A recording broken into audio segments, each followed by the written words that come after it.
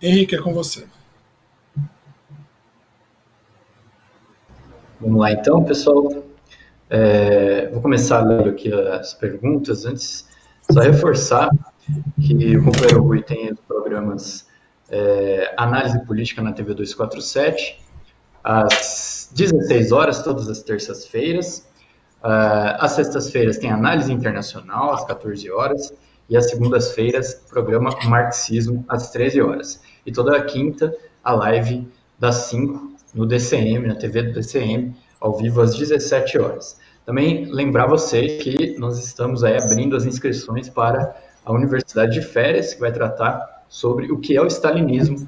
Começa em janeiro, a Universidade de Férias, serão 2 aulas por semana, e você aí se inscreve para ter acesso aos materiais e a esse curso completo sobre o stalinismo, sobre os principais acontecimentos do século XX. Primeira pergunta, eu queria primeiro agradecer aqui o superchat do Ernesto Abdala Filho, do Everton Máximo Pereira, do Rafael Lacerda, do Rob Silva, que pergunta o seguinte: existe a possibilidade da burguesia ter levado Boulos para o segundo turno, pois um segundo turno com muçulmano seria mais difícil? Antes de responder essa pergunta, queria reforçar a informação que o Henrique deu sobre a Universidade de Férias, acrescentando aqui algumas coisas, né, para os interessados. A Universidade de Férias esse ano, devido ao problema do coronavírus, né, ela vai ser realizada via internet. Vai ser ensino à distância. Não é a melhor forma de ensino, mas no nosso caso aqui é possível fazer uma boa, né, exibição. Ela vai ser realizada em 16 exposições, 2 vezes por semana, em janeiro e fevereiro. Vai pegar as terças-feiras e as quintas-feiras à noite. Né? Ela não vai ser a transmissão, ela não vai ser aberta. Ela vai ser fechada e vai ser necessário fazer uma inscrição. A inscrição, logicamente, a inscrição é paga, essa vai ser pelo valor de R$ 100. Né? Quando as pessoas acessarem o site da Universidade de Férias, vão ver algumas outras opções ali, mas na média vai ser de R$ 100. Esses R$ 100 vão ser uma contribuição, evidentemente, para a atividade do partido na causa operária. Né? Para fortalecer a sua imprensa, para fortalecer a causa operária TV e tudo mais.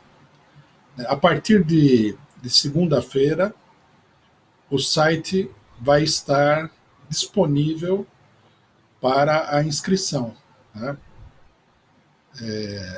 Se eu não estou enganado, o pessoal da produção me corrija aí, o endereço seria Universidade Marxista, tudo junto, arroba, não, universidademarxista.com.br. Né? Seria bom até verificar se esse endereço está exatamente correto e colocar no vídeo aí para o pessoal que tiver interesse de se inscrever a partir de segunda-feira. Né? O Henrique já explicou isso daí, mas eu queria repetir, né? Que é o seguinte: primeiro, o stalinismo é um problema político fundamental.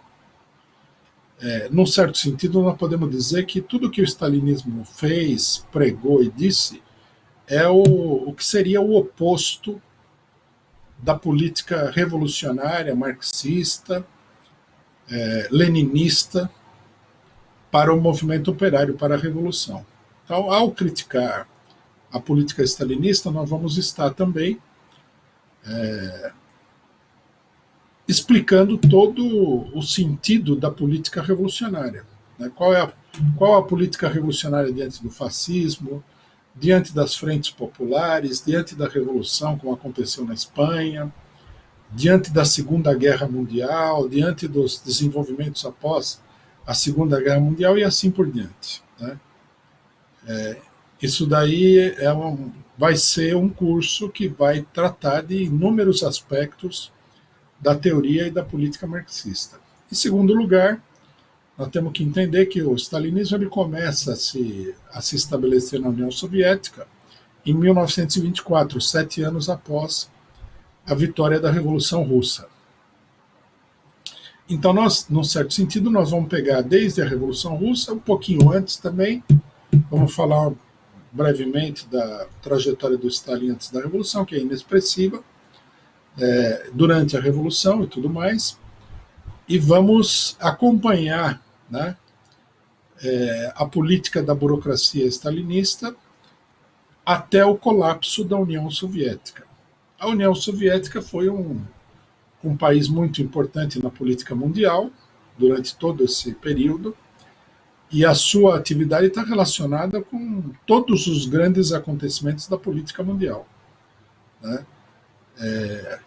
A Segunda Guerra, a Guerra Fria, todos os acontecimentos importantes da década de 30, o que aconteceu na década de 50, onde há muito golpe de Estado, revoluções, crise no Oriente Médio, crise no Oriente, Revolução Chinesa, Revolução na Índia e assim por diante. Nós vamos procurar mostrar, né, tendo como referência fundamental o problema do stalinismo e da União Soviética, a política de todos os grandes acontecimentos do século XX até o colapso da União Soviética.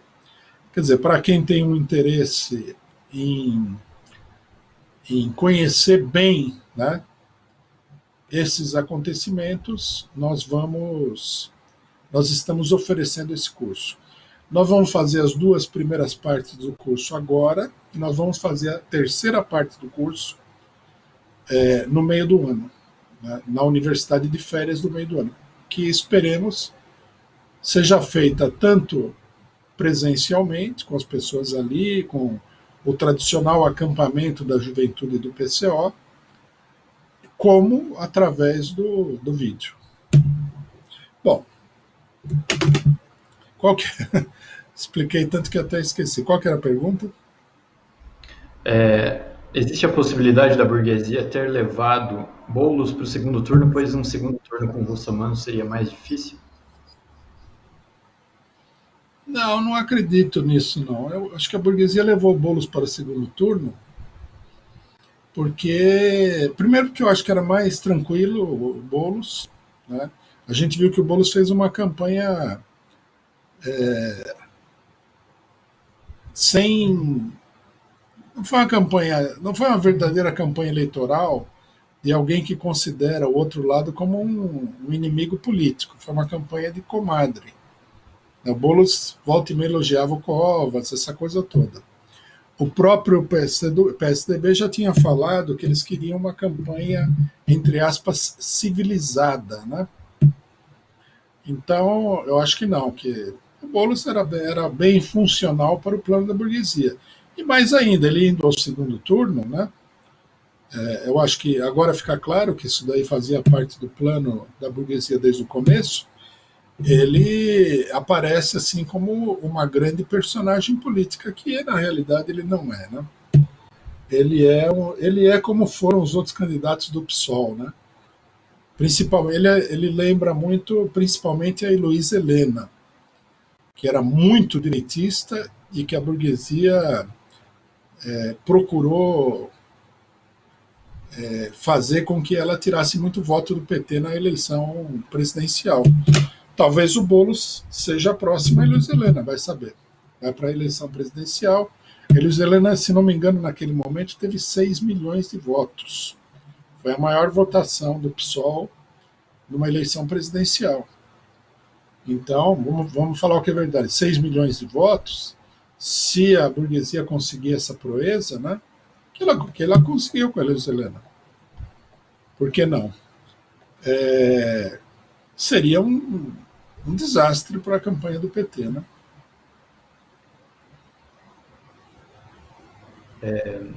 Agradecer aqui também o Corisco pelo superchat. Ele pergunta o seguinte: as instituições devem pagar pelos crimes dos seus dirigentes, como na Petrobras e na Odebrecht, com a corrupção? No futebol, houve acidentes com Chapecoense e Flamengo. Então, deveriam ser responsáveis o clube ou os dirigentes? Bom, a lei estipula isso daí, né? Há questões em que a instituição é responsável e há questões em que os dirigentes são responsáveis. Tem que ver aí qual que é a lei. Agora, de um ponto de vista geral, né? Eu vi pessoas, por exemplo, você não pode condenar o Flamengo assim como não como uma organização, até como organização, você não pode condenar o Flamengo pelo erros dos seus dirigentes, né? Aí você tem que separar as coisas num determinado nível. Agora, do ponto de vista legal, existe uma previsão legal. Em determinadas situações, as instituições são responsáveis, em outros dirigentes são responsáveis. Se for uma coisa financeira, a instituição tem que responder, né? Se for um crime, aí os indivíduos têm que responder, porque pessoa jurídica não comete crime. Quem comete crime é pessoa física. Se é mais de uma pessoa, são várias pessoas que cometeram crime, é um problema de formação de quadrilha, não é um problema da organização em si, né? Próxima pergunta do Luiz Preza. Rui, você poderia fazer uma analogia entre o comportamento do PCB na década de 60 e o PSOL de hoje? Não, eu acho que não há muita analogia, né? Apesar de que os dois partidos, o PCB, ele é um partido muito, o velho PCB, né? Não confundir com o PCB atual, que é um PCB assim cirandeiro e tal.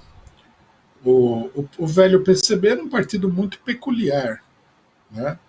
É um fenômeno político muito original, os partidos comunistas. Primeiro porque eles eram totalmente subordinados à política da União Soviética. Eles eram, em grande medida, um instrumento de política externa da União Soviética. Segundo, que como esses partidos, eles haviam sido criados na época da Terceira Internacional, e eram ligados também à imagem da Revolução Russa e tudo, eles, em muitos lugares, não em todos, mas em muitos lugares, eles foram grandes partidos operários, dirigidos por uma burocracia pequeno-burguesa controlada pela União Soviética. Né? Bom, do ponto de vista da política, a política do PCB ela foi uma política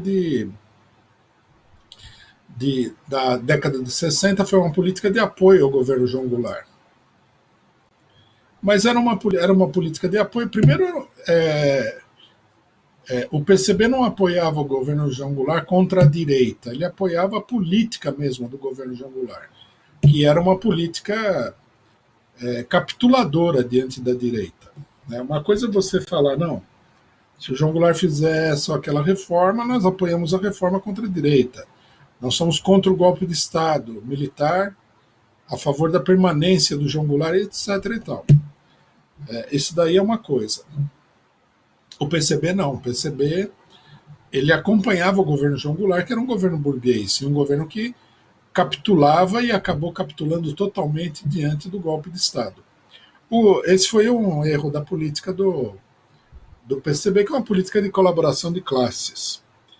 O segundo grande problema da política do PCB foi que ele não viu, né, ele menosprezou totalmente a possibilidade de golpe de Estado. Ele falou que não ia acontecer. O Prestes tem a famosa frase que ele soltou um pouco antes do golpe, de que se os golpistas levantassem a cabeça, a ala legitimista do exército iria cortar a cabeça dos golpistas, que era um prognóstico totalmente fantasioso da parte dele, e eles não prepararam nada em termos de resistência ao golpe de Estado, capitularam da maneira mais vergonhosa possível ao golpe de Estado. Né? O PSOL é um partido de importância muito inferior ao PCB. Primeiro que o PSOL não é um partido operário. como era o PCB, ainda que fosse um partido operário controlado por uma burocracia. O PSOL é um partido tipicamente pequeno-burguês. O PSOL é um Podemos, é um Siriza. O PSOL não é nem um partido social-democrata, né? Nem um partido stalinista, esses partidos não existem mais. Ele é um partido tipicamente pequeno-burguês, que é um fenômeno que sempre aparece, né?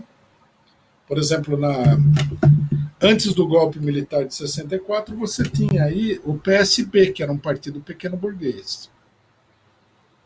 É o partido da pequena burguesia democrática num sentido muito superficial, né? Você sempre tem esse partido. Em geral, um partido secundário na situação política. Como todo partido pequeno burguês, ele é facilmente cooptado, né, pelo imperialismo para servir aos propósitos políticos do imperialismo. Esses partidos pequeno-burgueses, em geral, eles têm uma hostilidade aos partidos nacionalistas e também tinham, na época, né, uma hostilidade aos partidos stalinistas. Eles sempre são um partido cujo eixo fundamental é a democracia, concebida de uma forma extremamente superficial. Hoje em dia, essa democracia superficial, o que é? É o identitarismo, é a ciranda, são essas manias, esses preconceitos da pequena burguesia, que, assim, com uma certa boa vontade, a gente pode chamar de esquerdista, né? Uma parte dessa pequena burguesia seria mais corretamente chamá-la de liberal, no sentido político, do que esquerdista. Então, não é, esses partidos não têm nenhum grande futuro, nada como partido de massas, nunca.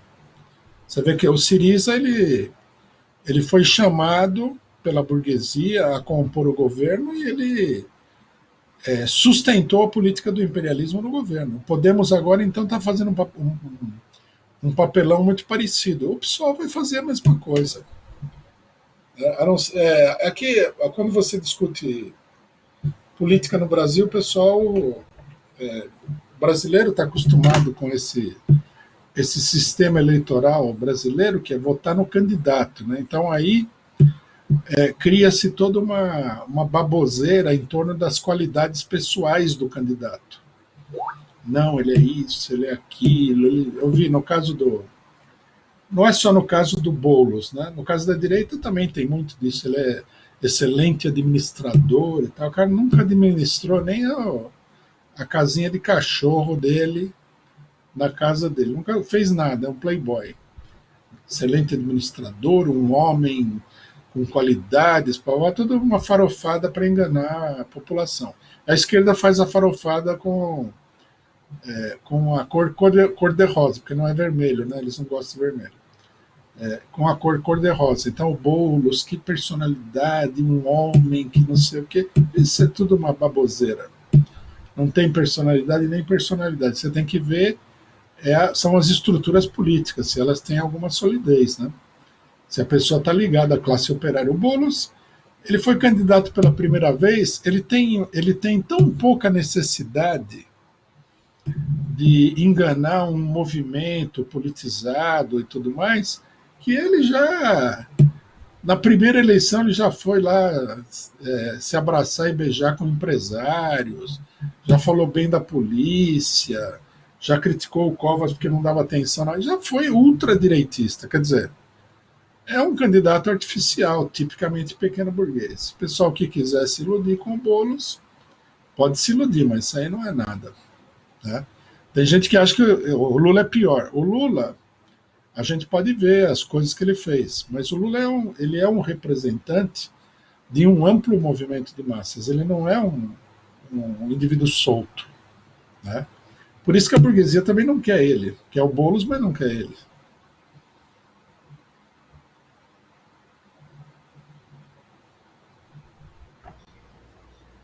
Próxima pergunta, eu agradecer aqui o Flávio Coelho pelo super sticker, muito obrigado. Próxima pergunta, superchat do Luan Rocha. Muito obrigado também. A quem interessa a política direitista do PT-PSOL? Política direitista do quê? Do PT-PSOL. PT-PSOL? Mas qual que seria essa política igual do PT e do PSOL? Porque no momento eles Pois não é, têm a não mesma. explica. Não explica, a sua pergunta é isso. A quem interessa a política direitista do PT-PSOL? Bom, são políticas distintas, né, do PT e do PSOL. Mas são partidos que, é como eu falei, são esses partidos que se transformaram numa máquina eleitoral. O PT menos do que o PSOL, porque o PT tem uma ampla base no movimento social. Não mobiliza, não. A relação do PT com essa base é uma relação muito passiva, né? Eles procuram transformar essa base aí num apoio eleitoral. Essa é uma política tipicamente pequeno-burguesa e, no final das contas, né, tomada numa escala global, beneficia a burguesia. A política que não beneficia a burguesia é a política de luta revolucionária contra a burguesia.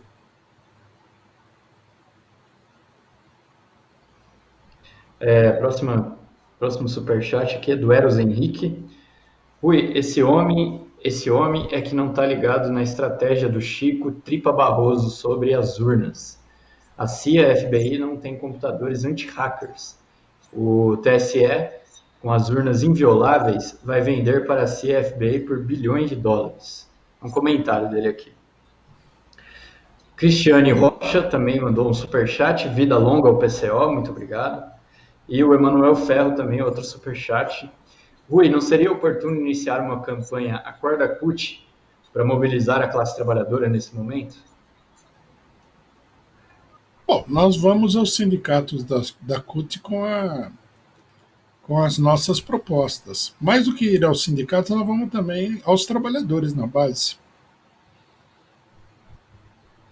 Vamos fazer a campanha junto aos trabalhadores. Eu acho que a maneira de acordar a CUT é mobilizar de baixo para cima. E convencer a direção da CUT lá vai ser difícil. Próxima pergunta, superchat do Mauro Sou. A candidatura única de Lula para 2022 não abrirá uma crise na esquerda? E podemos dizer que a inépcia da esquerda abre uma avenida para o PCO? Bom, eu acho que a esquerda deixa o PCO com uma política correta e se coloca em oposição a essa política. Até o momento é isso que a gente está vendo. Isso daí pode levar a uma crise de toda a esquerda. Eu acredito, inclusive, que a crise já está instalada em todos os partidos de esquerda. Todos eles estão em crise. Você vê o PT, quando uma parte da liderança do partido sai atacando o Lula, é uma crise. Não há dúvida nenhuma disso daí. Tem gente aí pedindo a antecipação do Congresso, que é uma espécie de golpe de Estado dentro do PT, né? Eles querem derrubar a Gleisi Hoffmann e colocar aí uma pessoa que seja anti-Lula, a favor do acordo com a Frente Ampla e tudo mais. Os outros partidos de esquerda também estão em crise. Agradecer ao super sticker do Fabrício Caldeira, do Luiz Preza, muito obrigado. E a pergunta do ao vivo, superchat. Rui, e as privatizações, como lutar nos Correios? Coitado dos trabalhadores dos Correios. Né? Como lutar na verdade, assim, é preciso lutar, né? Uma coisa que a gente deve dizer para os trabalhadores dos Correios é o seguinte: a política das direções dos Correios, que é de fazer aquela grevezinha meia-boca que eles fazem em toda a campanha salarial, para depois chegar no TSE e entregar a rapadura, isso aí não pode ser considerado como luta. Né? Se efetivamente as direções sindicais dos Correios quisessem, que elas não querem, combater a privatização, eles teriam que preparar um plano de luta aí que fosse muito além disso. Ocupar os prédios do Correio, teria que ter um enfrentamento muito duro. E para isso seria preciso preparar os trabalhadores. Eu acredito que O pessoal as direções do Correio primeiro foram apoiar esses candidatos de esquerda aí, super fajutos, cada um no seu estado, e agora vão tirar férias aí até março, né? Agora voltou, o coronavírus voltou, entre aspas, né? A volta dos que nunca foram embora, né? Aí vão fechar o sindicato, não sei se vão entregar o sindicato para o Dória, para o Paes no Rio de Janeiro. O Paes é o candidato de esquerda, né? Um homem que vai fazer grandes coisas aí pela esquerda no Rio de Janeiro. Conseguiu derrotar o Crivella, ele é bem melhor que o Crivella, ele é democrático, ele é popular, ele é tudo. E ainda vai ter o apoio da Rede Globo, então você imagina como ele vai ficar bonito na foto.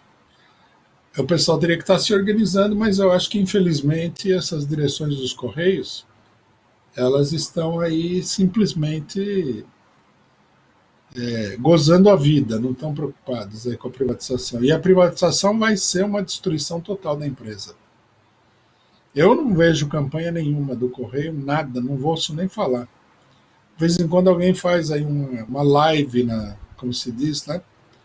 No YouTube, e fala, não, porque a privatização, daí mostram os números lá. É a política da esquerda, uma política de tipo parlamentar, só que no caso dos sindicatos, sem parlamento nenhum, né? Eles ficam falando para eles mesmos. Bom, pode procurar os deputados também, que era uma tática comum dos sindicalistas do Correio, né? Eles iam procurar os deputados para aprovar uma coisa a favor dos trabalhadores. Vou agradecer o superchat aqui da Lenise Arneiro Teixeira, muito obrigado. No superchat ela pergunta, com a mudança nas formas de trabalho, vemos a tecnologia avançar. Na Holanda, o regime de trabalho é menos de 30 horas por semana, mas trata-se de um país desenvolvido. O que pode ser feito num país onde a maioria dos trabalhadores não está preparada para essa mudança? Não, os trabalhadores estão preparados, sim. Nós, inclusive, defendemos a redução para 35 horas diárias, que aumentaria o nível do emprego, né, no país. Não são os trabalhadores que não estão preparados. Quem não está preparado, ou melhor, quem é totalmente contra são os patrões, né?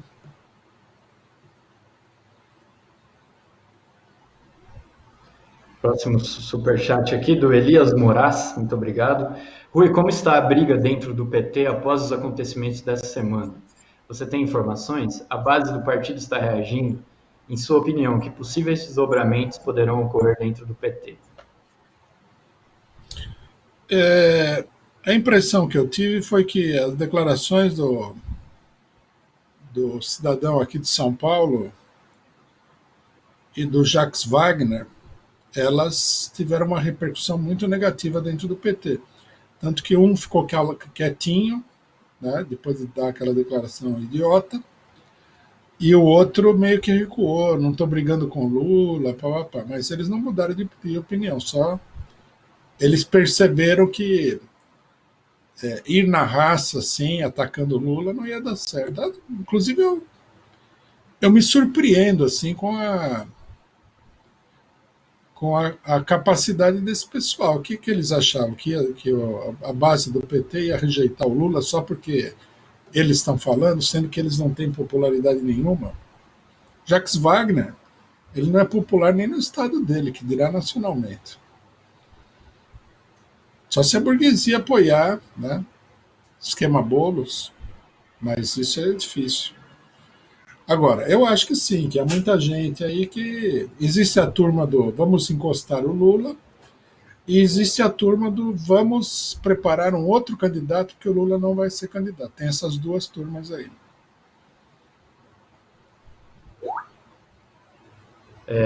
Superchat do Nelson HKF. Qual a situação política. Não, perdão. Qual a situação política dentro do PT? Com o depoimento do Haddad, que se lê hoje, faz parecer que há no PT uma forte corrente contra Lula e não vão fazer nada pelo Lula. Qual o balanço geral desse partido? Aí ele manda outro superchat para explicar. Fique claro que o depoimento do Haddad é absolutamente ridículo, dentro desse quadro de que você fala, da valorização do acessório em detrimento do principal. Bom, eu não vi esse depoimento do Haddad. É interessante, vou dar uma verificada. Não acho que há uma forte corrente. Eu acho que tem aí uns oportunistas que querem fazer um acordo com a burguesia sacrificando Lula, mas não creio que eles são maioria, nada. Vamos ver, né? Vamos ver como é que se desenvolve. Agora, eu gostaria de saber como é que ficaria esse pessoal se eles entrassem num confronto com o Lula. Não acho que eles vão, como candidatos anti-Lula, como personagens anti-Lula, eles vão muito para frente, não.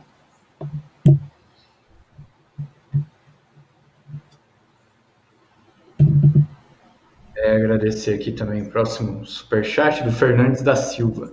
Rui, qual é a diferença de racismo e racismo estrutural? Como surgiu esse tal racismo estrutural e a quem ele serve?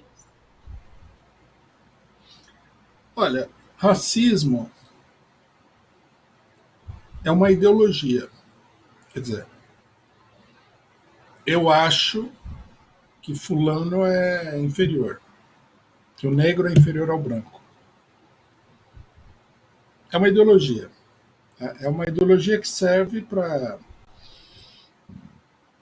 ajudar a funcionar e justificar uma situação econômica e política. A situação econômica é estrutural. A situação política é superestrutural. Pelo menos é assim que eu entendo. Em termos marxistas, seria assim. E o racismo é uma coisa ideológica. Então, por exemplo, a escravidão negra, que é de onde se originou o racismo e tudo mais, é uma estrutura econômica, não há dúvida nenhuma sobre isso. As estruturas, inclusive, têm que ser, de um ponto de vista materialista, as estruturas têm que ser estruturas econômicas. A política, né, que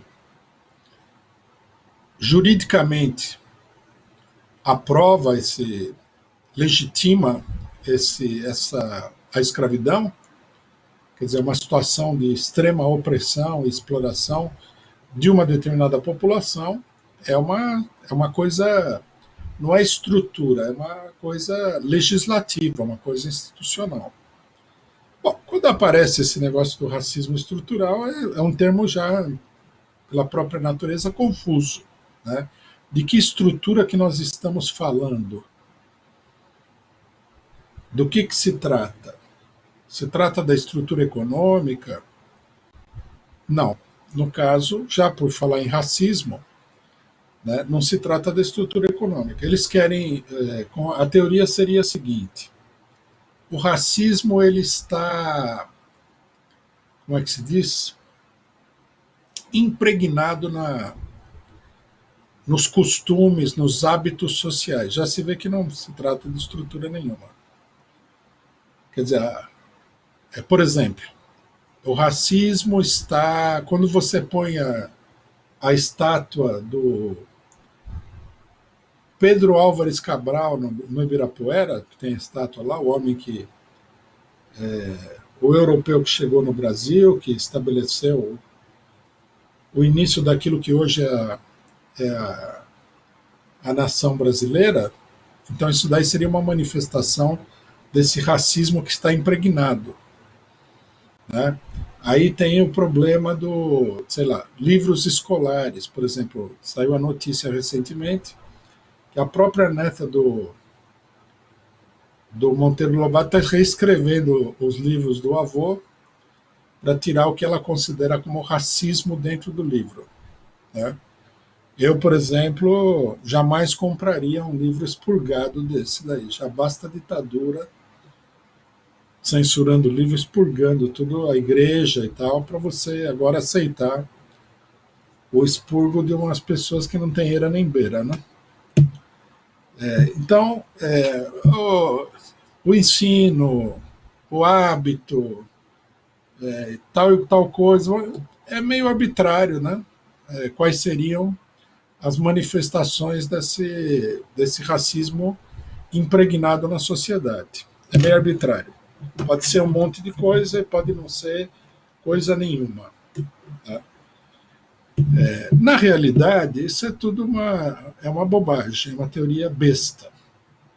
Porque o racismo, né, digamos assim, a consideração ideológica sobre o papel da população negra, né, sobre determinada inferioridade dessa população negra, ela não, o pensamento ele não é uma coisa em si, que tem um valor em si. Ele é o resultado de uma situação de inferioridade. A população negra no Brasil é uma população de cidadãos de segunda classe. Né? Isso não está na lei, porque a lei no Brasil também não vira nada, mas está, né, na estrutura econômica é uma realidade da estrutura econômica do país. O negro saiu da escravidão, onde ele, digamos assim, ele recebia como contrapartida do trabalho dele o mínimo do mínimo possível para a sobrevivência e era coagido a trabalhar. Era totalmente privado de educação, né? Até a cultura negra foi duramente reprimida, né? Manifestações como candomblé, capoeira e tal, em vários estágios do desenvolvimento da população negra no Brasil foram proibidos. Então, o que acontece? Quando acaba a escravidão, você tem aí primeiro você tem aquilo que acontece em todas as situações em que acaba a escravidão. A exploração do negro não desaparece, ele muda de forma. Esse é o sentido também do fim da escravidão. Ele passa de ser escravo para ser um trabalhador ou assalariado, né, na melhor das hipóteses, ou ele passa para relações de caráter mais atrasado, pré-capitalistas, principalmente no campo. Né? Relações onde ele não é efetivamente um trabalhador livre que recebe salário, etc. e tal, porque a estrutura econômica do Brasil não comporta essas relações em grande escala no campo. Quer dizer, então o negro ele saiu da escravidão, o negro no Brasil, mas ele não conseguiu atingir a situação do trabalhador livre, da maioria dos trabalhadores livres. No seu conjunto, uma parte, logicamente, que conseguiu atingir, mas no seu conjunto, não. Então, essa é a base do racismo. O racismo, você não pode, né?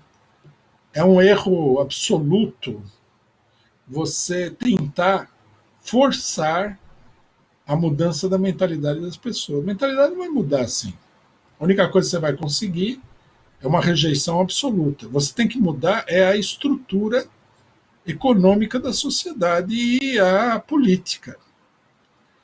Então, no caso do Brasil, se nós promovermos uma reforma agrária, se nós promovermos a emancipação do trabalho assalariado e tudo mais, e destruirmos, né, o poder político que emana dessas estruturas econômicas, que está assentado nessa estrutura econômica, bom, aí nós teremos o fim do racismo, porque nós teremos o fim da opressão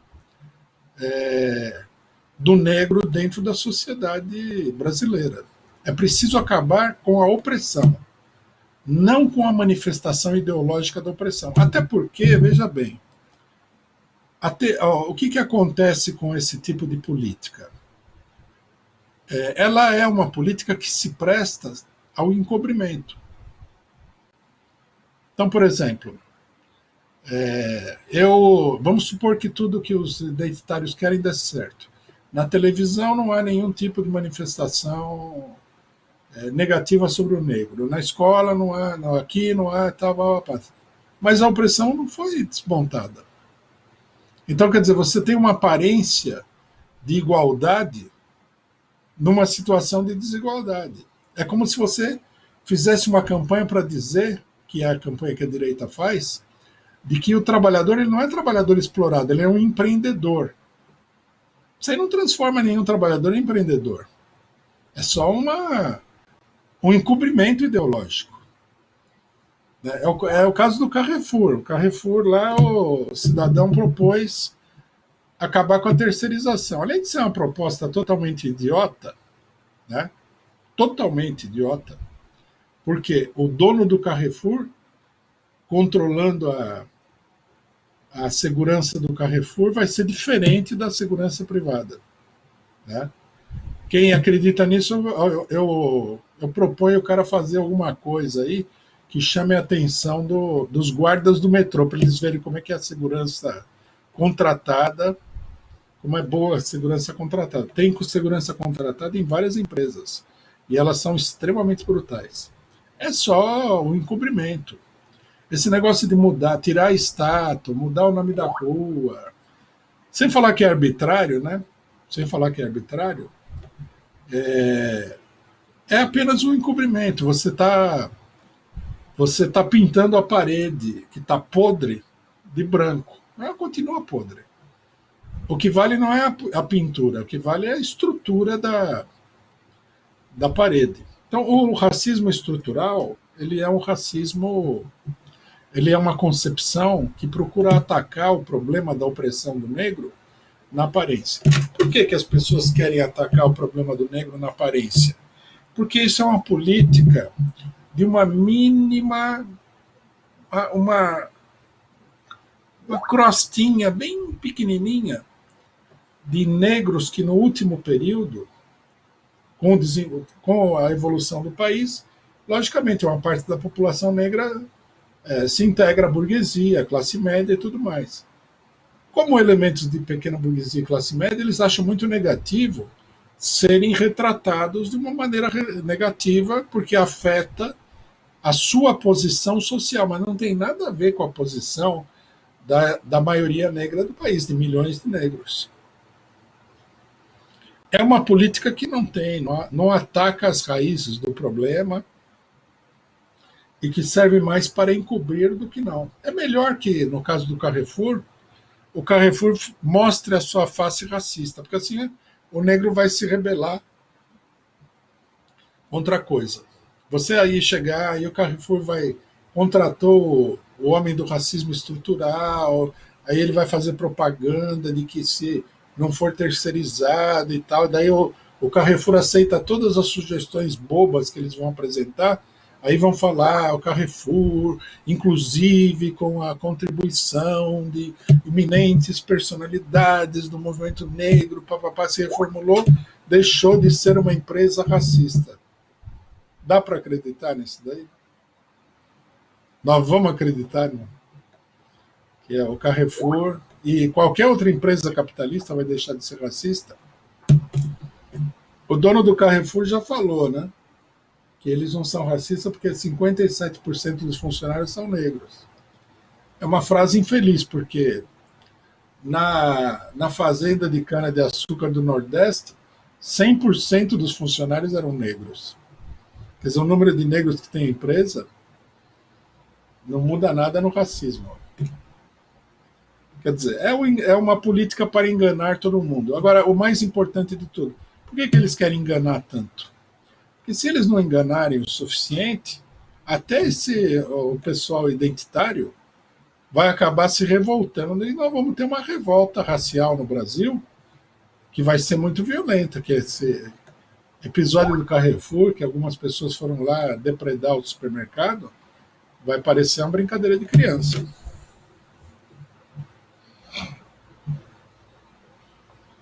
Próxima, deixa eu agradecer aqui o superchat do Dorico Simar, muito obrigado.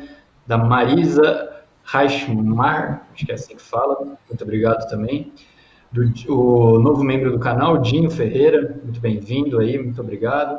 E a penúltima pergunta de hoje, agradecer também o Bosco Lima pelo superchat. Ele diz: é admirável a compreensão política do Rui em relação à importância do Lula como real representante do povo. Parabéns. E a penúltima pergunta de hoje, do Edson Bolchevique 13. Muito obrigado aqui pelo superchat. Como o PCO deve fazer propaganda e agitação das escalas móveis de salário e trabalho? Deve ter a mesma importância de Lula presidente e fora Bolsonaro? A questão da escala móvel é de uma importância vital para a sobrevivência do trabalhador. O único problema, né, é que elas devem ser empregadas de uma maneira concreta. Por exemplo, na ausência, né, de uma situação de alta inflação, que nós estamos numa situação de deflação. Agora está havendo um repique inflacionário, pode ser que a gente veja o desmoronamento desse sistema deflacionário.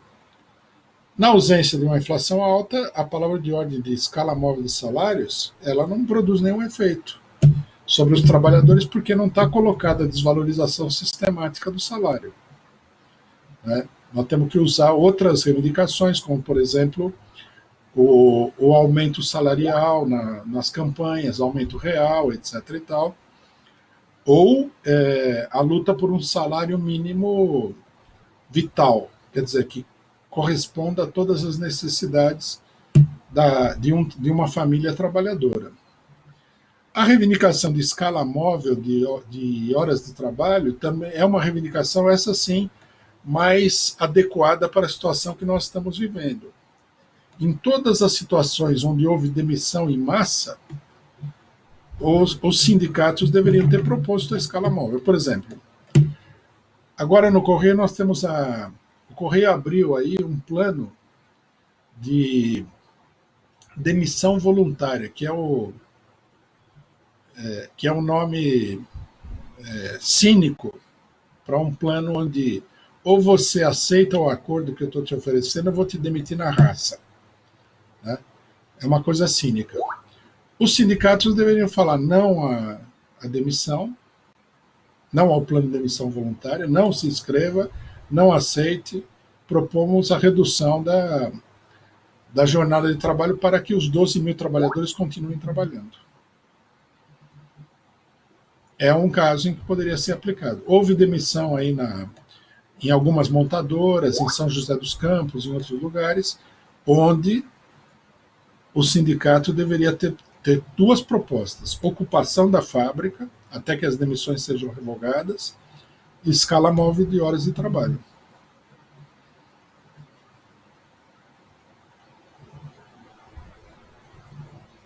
Bom, para terminar aqui, a última pergunta de hoje, do Antônio Cláudio Vitoriano, muito obrigado pelo superchat. A devastação ecológica só aumenta nas últimas décadas.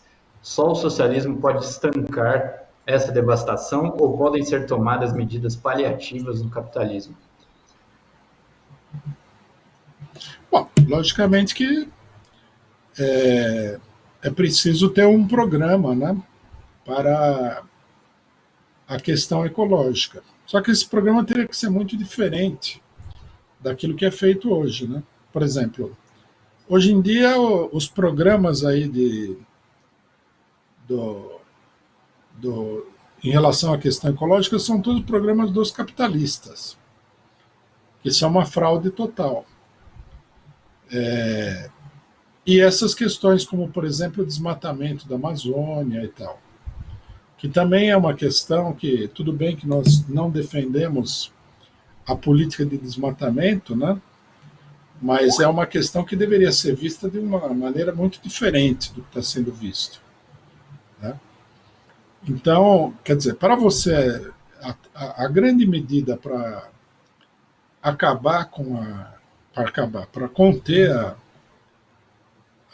o problema da devastação ecológica seria uma legislação extremamente dura de fiscalização das empresas e do uso de combustível fóssil. Por exemplo, você teria que obrigar todas as empresas a ter uma conduta extremamente correta no processo de emissão de detritos, gases, etc. E tal. Isso daí simplesmente não existe no Brasil.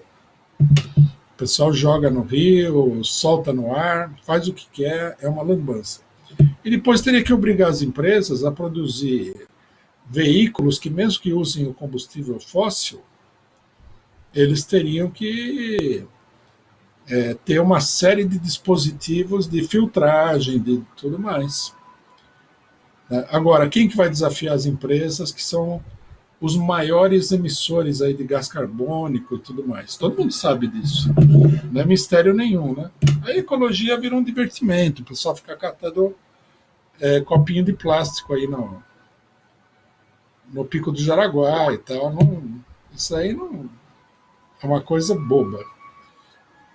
O grande debate sobre a ecologia por exemplo, que os Estados Unidos, que são um país industrial gigantesco, a emissão de gás carbônico deles é gigantesca. E eles não querem colocar o ônus sobre os empresários norte-americanos de ter que limitar essa emissão e tudo mais, que o custo seria enorme.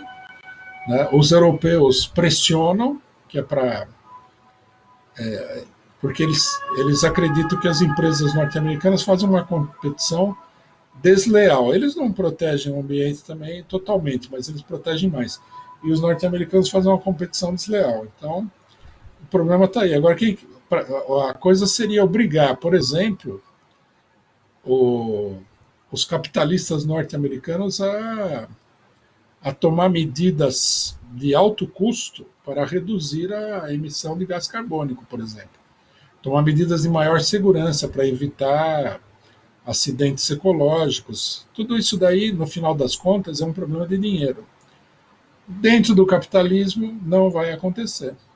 O que vai acontecer é essa chanchada que a gente vê, que o cara vai lá, faz um protesto por causa de umas árvores e tal, mas não muda nada o panorama internacional. Bom, companheiros, a gente está no final aqui. Tem mais 3 pessoas que eu queria agradecer. Tati Artes, muito obrigado pelo superchat. Companheiro Ernesto Abdala Filho, muito obrigado pelo super sticker.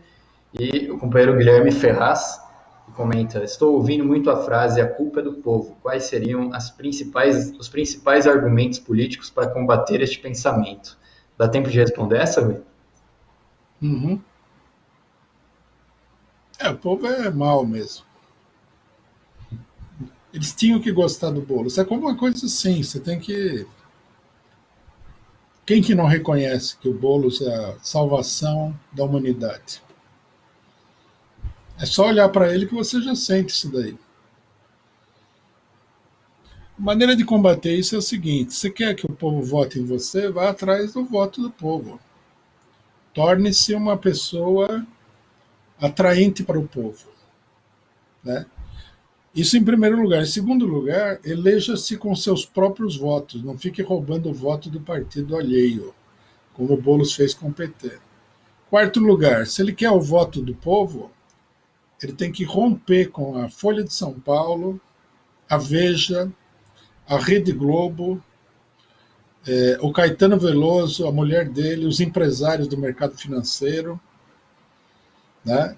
E tem que ter uma face popular, uma feição popular. Ele tem que, no mínimo, dar a impressão de que ele é a favor do povo. Né? Coisa que ele não conseguiu. O candidato que bota a culpa no povo é um candidato falido. É isso que a gente deve dizer. O povo é o povo. Você não convenceu, não convenceu. Problema seu. O que vai fazer? Eu não voto no Boulos. Pode me chamar de burro. Não tem problema nenhum. Eu não ligo a mínima. Eu não voto no Boulos e não voto num monte de gente picareta que tem aí. Não é só o Boulos. Eu já vi esse filme. Já vi, quando o pessoal fala da Erundina. Quando a Erundina governou, que foi séculos atrás, eu já estava aqui. Eu acompanhei tudo. Eu vi a guerra que ela travou contra a classe operária paulistana aqui. Por que alguém votaria numa pessoa que travou uma guerra contra a classe operária de São Paulo? Posso votar no Bolsonaro também, se for assim.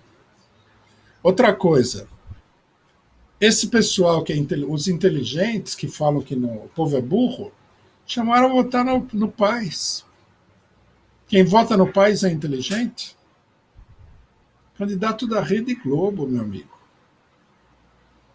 Os inteligentes chamaram a votar no partido do Republicanos no Maranhão. Republicanos, que é o partido do Crivella. Então, a minha conclusão é a seguinte: o povo não é burro. O povo é esperto de não votar nesses picaretas. Porque isso é tudo uma grande picaretagem. Aqui em São Paulo, você não pode votar no Covas. Agora, pergunta para o PSOL, para muita gente do PT, PCdoB, tudo, quantas alianças que eles fizeram com o PSDB? E a frente única com o Fernando Henrique Cardoso, Dória e todo mundo? E isso daí, a frente ampla, que o Boulos defendeu? Ninguém é trouxa. Na verdade, o que acontece é que o povo não é tão trouxa assim também. Ele é manipulado, mas ele não é tão trouxa. Ele viu o Covas 1 e o Covas 2 na eleição, falou: isso aí não tem graça nenhuma. O povo não é burro nada. O problema é que o espertinho, ele quer dar o golpe, o cara não cai no golpe, aí é burro. Não, o cara que não caiu no golpe não é burro, é inteligente. Já a mesma coisa não dá para dizer da classe média, dessa classe média pseudo-esquerdista, que fez campanha. Eu não vou falar dos que votaram, que foi né, o pessoal caiu no conto do Vigário de votar. Mas vamos falar dos que fizeram campanha para o Boulos. Estão vendendo um peixe estragado, pô. Por que não defende abertamente o acordo com os empresários? O aumento da polícia? A crítica que o Boulos fez ao Covas, de que o Covas não dá importância à PM e a Guarda Municipal. Depois a PM aí, que você dá importância para a PM. Aí a PM vai e mata um monte de gente.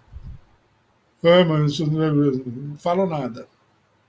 Por que você vai dar importância para a PM se a PM é que está matando o povo na rua? Esse é o problema. Tudo bem, pode chamar o povo de burro. Na minha opinião, todo mundo que tem um certo esclarecimento político deveria olhar para essas pessoas que falam que o povo é burro e falar: essa gente não vale nada. Isso aqui é uma política antipopular. Eu vi pior. É pior do que isso. Não é que o povo é burro. Tem gente que fala que o povo de São Paulo é burro. O estado mais desenvolvido do país. O estado das grandes lutas operárias. Das grandes lutas populares. O centro de toda a mudança política no país, agora o paulistano é burro. Né? Esse pessoal tem a cara de pau de falar que o paulista e o paulistano, eles são uns doentes porque eles votam no PSDB. Acorda, malandro, ninguém vota no PSDB, não. Isso daqui é um grande esquema de fraude política. Em vez de botar a culpa no povo, põe a culpa nos seus aliados da Frente Ampla. O Covas é aliado do Boulos, gente. Que mundo que nós estamos vivendo? Aí o pessoal não vota no Boulos porque votou no Covas, que um é aliado do outro, ficaram trocando beijinho lá no negócio. Aí o povo que é burro? Não, o povo olhou e falou: isso aí ninguém se interessa pela farsa. Né? Né? É um golpe para pegar trouxa, para arrumar emprego para vagabundo que não trabalha.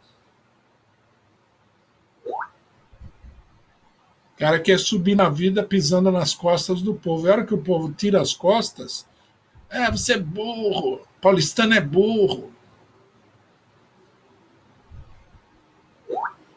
É uma coisa grotesca, é uma esquerda grotesca.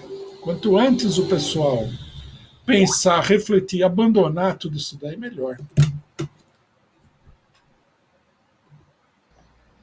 Bom, pessoal, a gente vai encerrando por aqui, mas essa análise política da semana, eu queria agradecer aos companheiros que participaram aí, que mandaram superchat, super sticker, mandaram comentários. Não deu para ler tudo aqui. O tempo nosso esgotou, passou bastante do horário. Semana que vem, no sábado, a gente está de volta às 11h30 da manhã, ao vivo. Não deixe de contribuir, compartilhar e acompanhar a nossa programação do final de semana e também a nossa programação de todos os dias aí da semana da Causa Operária TV. Agradecer novamente, muito boa tarde para todo mundo.